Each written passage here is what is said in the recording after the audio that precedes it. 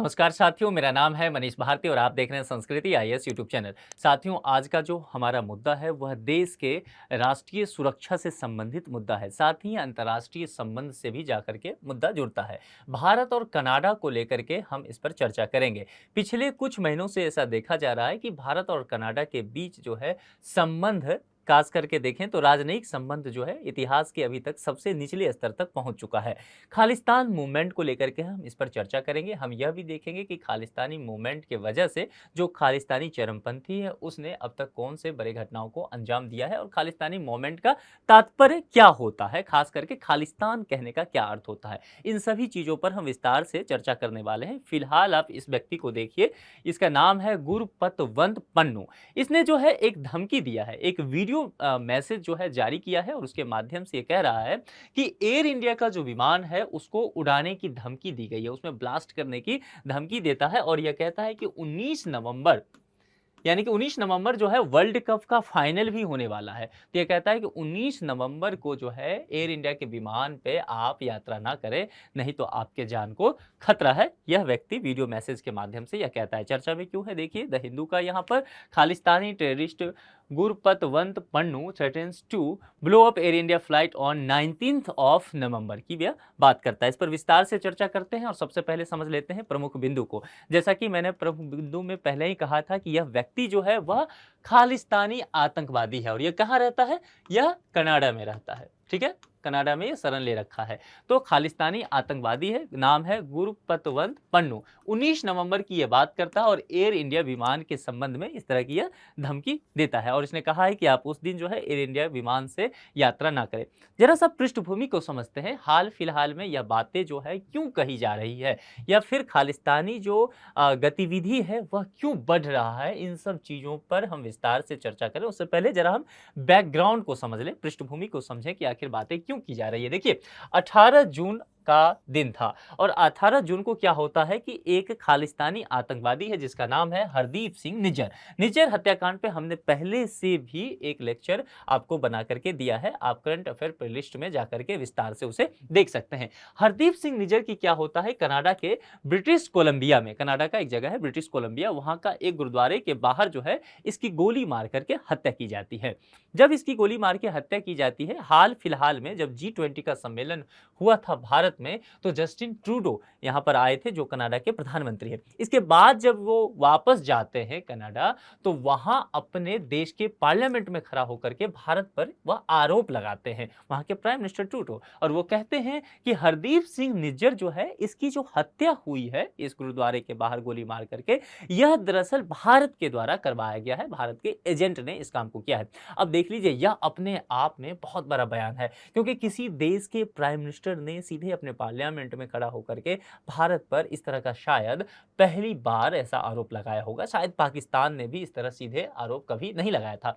इसीलिए इसके बाद जो है भारत और कनाडा के बीच रिश्ते में तेजी से गिरावट देखने को मिली है। इसीलिए मैंने अपने स्टार्टिंग स्टेटमेंट में भी आपको कहा था कि भारत और कनाडा के बीच राजनयिक संकट जो है इतिहास के अपने सबसे निचले स्तर पर पहुंच चुका है। कनाडा द्वारा भारत पर हत्या का आरोप जिस तरह से लगाया गया, भारत जो है इसका जवाब देता है। भारत ने इसे निराधार बताया और भारत ने कहा कि बल्कि आप अपने यहाँ खालिस्तानी मूवमेंट को जो जन्म दे रहे हैं, जो लोग वहां पर खालिस्तानी आतंकवाद को बढ़ावा दे रहे हैं, उस पर तुरंत त्वरित कार्रवाई कीजिए। भारत का यह भी कहना है कि हमने बहुत सारे खालिस्तानी आतंकवादी जो हैं उसकी लिस्ट जो है उसका नाम कनाडा को सौंप रखा है और बार बार कह रखा है कि आप इसका प्रत्यार्पण जो है भारत कीजिए ताकि भारतीय कानून के आधार पर उस पर कार्रवाई की जा सके। लेकिन कनाडा जो है लगातार इस तरह का काम नहीं कर रहा है, बल्कि कनाडा I5 कंट्री जो है उनके पास पहुंचता है, यूएसए के पास पहुंचता है, ब्रिटेन के पास पहुंचता है और भारत की काफी शिकायत भी करता है। लेकिन कोई भी देश यहां पर कनाडा के पक्ष में खड़ा होने के लिए नहीं तैयार है।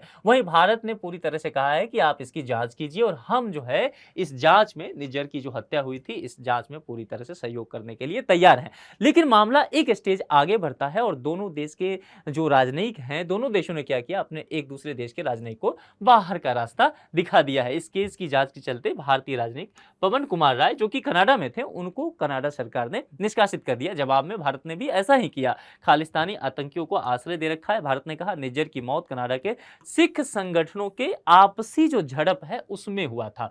कई भारतीय रिपोर्ट जो है ऐसा कहता हुआ नजर आ रहा है। कनाडा के नागरिकों के लिए वीजा सेवा जो है भारत ने वह भी निलंबित कर दिया है। तो यहां पर देखेंगे तो एक तरह से जो कहते हैं इंटरनेशनल रिलेशन में पीपल्स टू पीपल कनेक्शन की बात करते हैं, भारत और कनाडा के बीच यह रिश्ते भी खतरे में पड़ता हुआ नजर आ रहा है। अब यहां पर सबसे पहले समझते हैं, पृष्ठभूमि को हमने देख लिया है। ये देखिए तत्कालिक पृष्ठभूमि है। यह बैकग्राउंड अगर बहुत पीछे जाएंगे तो खालिस्तानी आंदोलन जो है उसको समर्थन देने का कनाडा का इतिहास बहुत पुराना रहा है। उस जमीन पे से कनाडा से भारत के विरोधी कार्यक्रम लगातार चलाए जाते रहे और भारत की कोई भी सरकार रही हो इसका जो है कड़े शब्दों में विरोध करती रही है, लेकिन कनाडा नजरअंदाज करता रहा है। लेकिन निज्जर हत्याकांड के बाद जो स्थिति बेहद गंभीर हो गई और रिश्ते बेहद खराब होते चले गए और भारत ने भी इस बार माकूल जवाब दिया। भारत की जो अब की देखिए विदेश नीति है ना मोदी गवर्नमेंट की, वो प्रोएक्टिव फॉरेन पॉलिसी है, आगे बढ़कर के फ्रंट फुट पे खेलने की पॉलिसी है। इसीलिए यहां पर रिश्ते जो है बहुत ज्यादा बिगड़ते हुए नजर आए। अब फिलहाल हम लौट के आते हैं उस टॉपिक पर जिस व्यक्ति ने पन्नू, जिसकी हम चर्चा कर रहे थे, खालिस्तानी आतंकी है जिसने अभी धमकी दिया विमान को उड़ाने की। तो सबसे पहले इसका थोड़ा बैकग्राउंड समझ लेते हैं कि यह व्यक्ति कौन है और क्यों इसकी इतनी अहमियत है। कनाडा सरकार जो है इस पर क्यों कार्रवाई नहीं कर पा रही है। देखिए अलगाववादी समूह वहां एक है, सिख फॉर जस्टिस।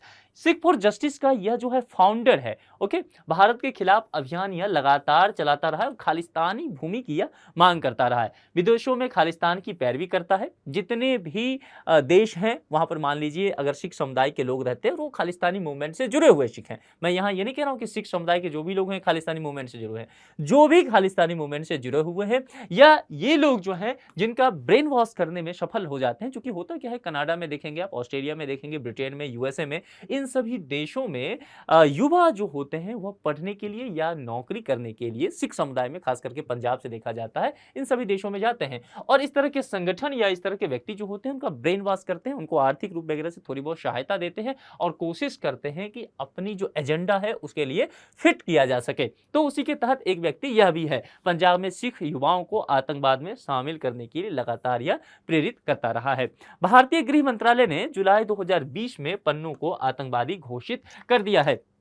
न सिर्फ आतंकवादी घोषित किया है बल्कि इस व्यक्ति का नाम कनाडा सरकार को भारत सरकार सौंप चुकी है कि इस व्यक्ति पर आप कार्रवाई कीजिए, इसका प्रत्यार्पण कीजिए और हम इस पर भारतीय कानून के तहत कार्रवाई करेंगे। लेकिन कनाडा सरकार ऐसा करती हुई कभी भी नजर नहीं आई। कनाडा सरकार ने इस बात की भी कोशिश कभी नहीं की कि इस व्यक्ति पर जांच कमेटी बैठाई जाए।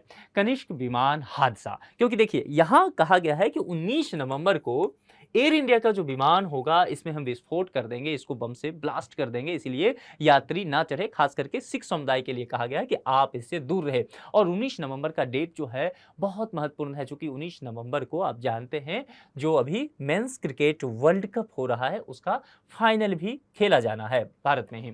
तो इसको लेकर के यहाँ पर काफी जो है अब मसला शुरू हो जाएगा। सुरक्षा के दृष्टिकोण से इन सब चीजों पर काम करना पड़ेगा। यहाँ पर देखिए इससे पहले भी एक हादसा हो चुका है खालिस्तानी आतंकियों के द्वारा, इसीलिए इस धमकी को कहीं से भी भारत सरकार जो है हल्के में नहीं ले सकती है और हमारे लिए भी इसीलिए चर्चा करना इस पर जरूरी हो जाता है।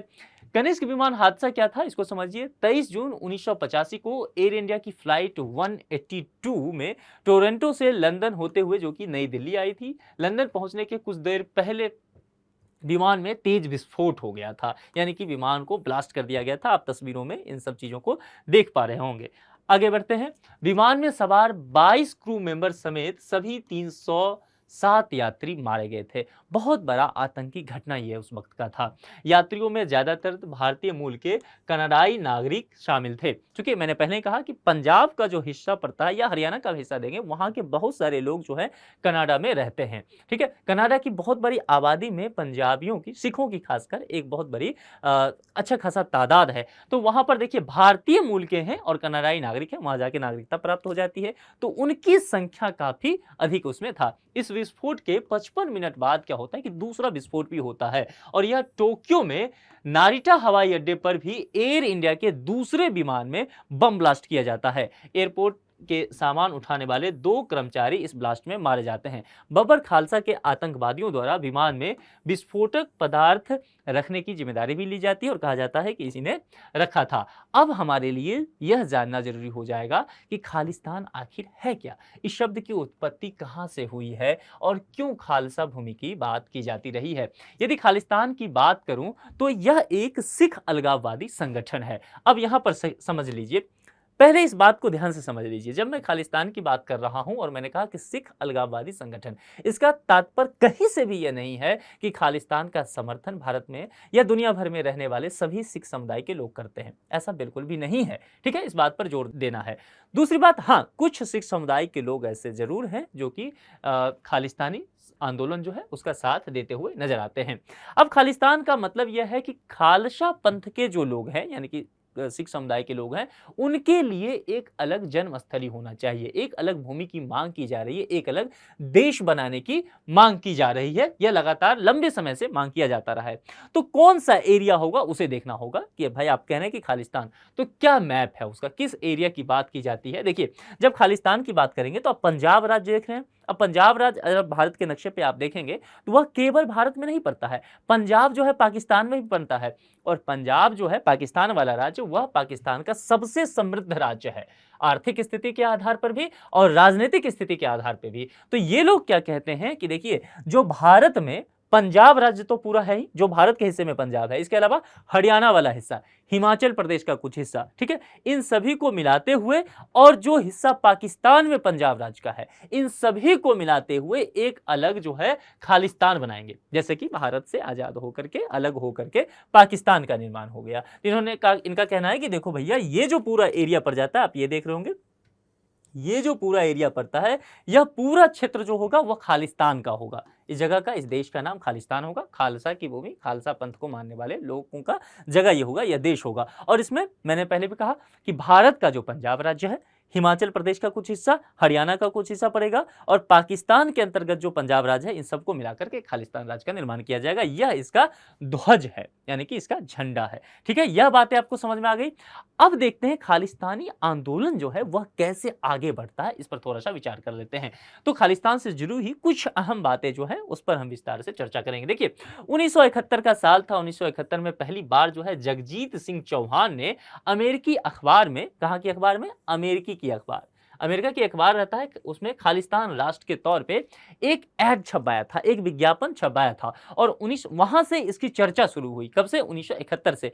1980 में खालिस्तान राष्ट्रीय परिषद बनाया और फिर वह उसका मुखिया बन गया। कौन? जगजीत सिंह चौहान की बात कर रहा हूं। विदेशों में रहने वाले सिखों से आंदोलन को वित्तीय और नैतिक समर्थन देने की मांग की। देखिए, कोई भी आंदोलन हो उसमें वित्त की अहम भूमिका होती है। बिना अर्थ के वह आंदोलन 2 दिन भी आगे नहीं बढ़ पाएगा। इसीलिए इस व्यक्ति ने, जगजीत सिंह चौहान ने, यह आह्वान किया सिख धर्म के उन लोगों से जो कि खालिस्तान को समर्थन कर रहे थे, या सिख धर्म के लोगों से कहा कि भाई आप जो है खालिस्तान को समर्थन कीजिए। और समर्थन कैसे? तो वित्त के आधार पे तो कीजिए ही, साथ साथ आप नैतिक समर्थन भी दीजिए। क्योंकि इसका कहना था कि देखिए, हम तो आपके लिए लड़ रहे हैं, अलग देश बनाने की बात कर रहे हैं, आपके लिए भूमि की बात कर रहे हैं, इसलिए पैसा तो हमें दीजिए ही, इस मूवमेंट के लिए जरूरत पड़ेगा, लेकिन आपका मोरल सपोर्ट भी हमें चाहिए। यह व्यक्ति दुनिया भर में रहने वाले सिख समुदाय से यह आह्वान करता हुआ नजर आता है। लंदन में खालिस्तान को बतौर देश मानकर डाक टिकट भी जारी किया गया। उसके बाद जो है ये केस तो आप जानते होंगे, भिंडरावाला वाला, कई बार हमने इसकी चर्चा कर रखी है। भिंडरावाला के उदय के बाद ऑपरेशन ब्लू स्टार को अंजाम भी इसके तहत दिया गया था।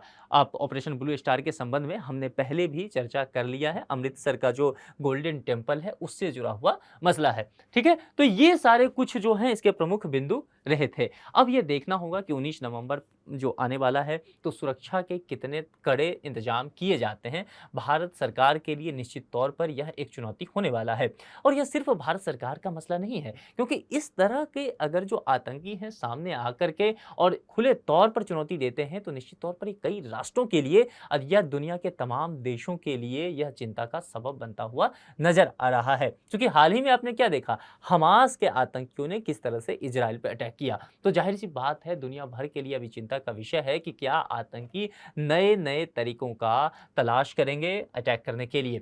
इस संदर्भ में अभी आपको और भी आर्टिकल्स मिलेंगे, लगातार इस पर नजर बनाए रखिए। इस टॉपिक पर एक संभावित प्रश्न है और प्रश्न जो है प्रीलिम्स के स्तर का है। जैसा कि मैंने पहले कहा कि ऑपरेशन ब्लू स्टार की हमने चर्चा की है, पहले भी मैं ऑपरेशन ब्लू स्टार पर विस्तार से पढ़ा चुका हूं। ऑपरेशन ब्लू स्टार पर ही प्रश्न है, यह किससे संबंधित है ये देख लीजिए। कश्मीर में पाकिस्तान समर्थित आतंकवादी ग्रुप के खिलाफ चलाया गया भारतीय सेना का एक स्पेशल ऑपरेशन। दूसरा, सुरक्षा बलों द्वारा नक्सलियों के खिलाफ चलाया गया एक स्पेशल ऑपरेशन। तीसरा है भारतीय सेना द्वारा पंजाब में खालिस्तानी आतंकियों के खिलाफ चलाया गया एक स्पेशल ऑपरेशन। और तीसरा है लिट्टे के खिलाफ सुरक्षा बलों द्वारा चलाया गया स्पेशल ऑपरेशन। 4 विकल्प इसमें दिए गए हैं। 4 विकल्प में आपको जो भी सही लगे उसका सही जवाब कमेंट बॉक्स में लिखना है। एक बात और रुक के समझना है, मैंने यहाँ पर कई चीजें बताया है, कोई एक सही जवाब तो होगा ही। ये लिट्टे के संबंध में आप क्या जानते हैं, इस पर मुझे जरूर आप कमेंट बॉक्स में बताइए। यदि आप में से किन्हीं को भी जानकारी हो तो जरूर बताइए, और अगर आप विस्तार से लिख सकते हैं, 1-2 मिनट समय दे सकते हैं तो जरूर बताइए, क्योंकि यह बहुत महत्वपूर्ण मुद्दा होने वाला है। मैं इसे समझ पाऊंगा कि तमिल का जो मूवमेंट है उसको लेकर के आपको कितनी समझ है, भारत और श्रीलंका के जो रिश्ते रहे हैं उसको लेकर के आपको कितनी समझ है। तो चलिए, यहां पर मैं उम्मीद करता हूं कि जिस तरह से आप अभी तक सभी प्रश्नों का सही जवाब देते आए हैं, इसका भी जवाब कमेंट बॉक्स में जरूर लिखेंगे। इस लेक्चर को इतना ही रखते हैं, किसी दूसरे लेक्चर में आपसे फिर मुलाकात होगी। अपना ख्याल रखिए। Thank you.